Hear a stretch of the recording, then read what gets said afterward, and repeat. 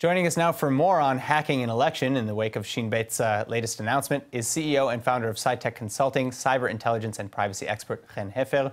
Chen, thank you so much for coming in today. Thank you for having me. All right, so first of all, what are your initial reactions to Nadav Argaman's announcement that he believes a foreign entity to be meddling with Israel's upcoming elections? So I take it in two different ways here. First, as a civilian, I really like what I hear. I really like to know that we are safe and secure and our election systems are secure as possible. But also as a cyber expert, I ask myself another question.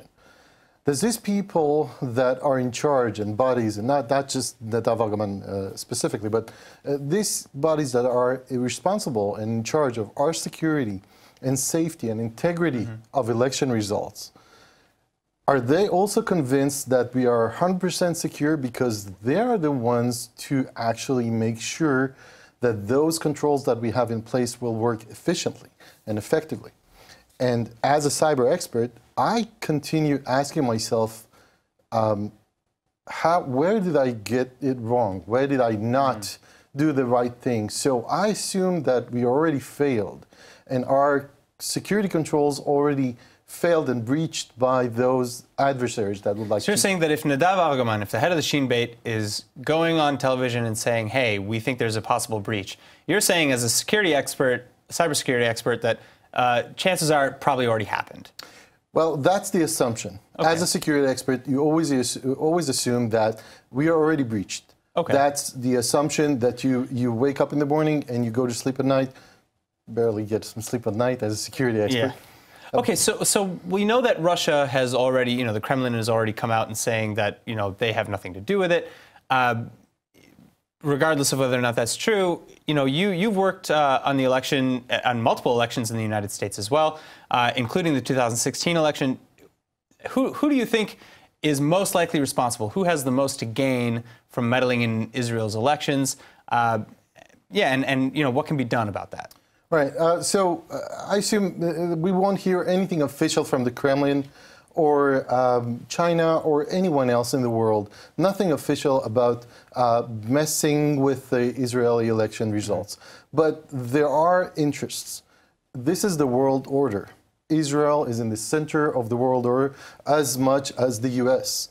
Back in 2015, 2016, when I was part of the security system of the federal government in the U.S., I was in charge of one of the most sensitive systems of the 2016 presidential election in the U.S.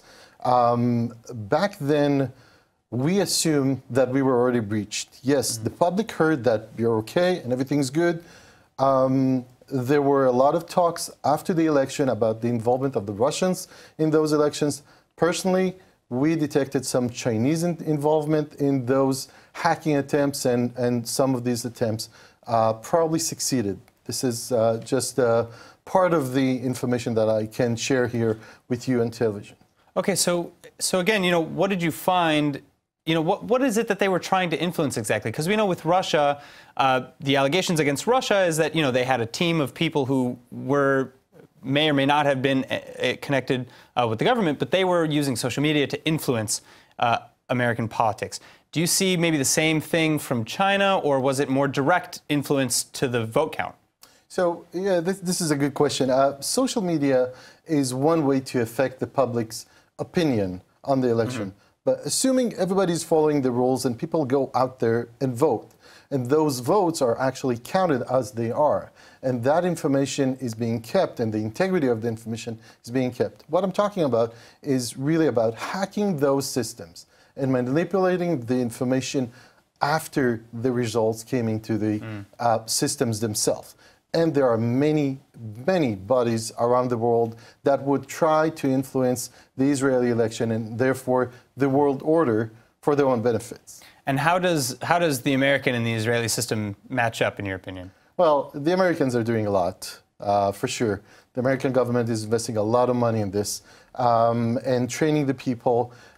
Here in Israel, we also do a lot. And I think all the security bodies we have out there are contributing days and nights to secure not just the election system, but just security in general in Israel. And this is a bless.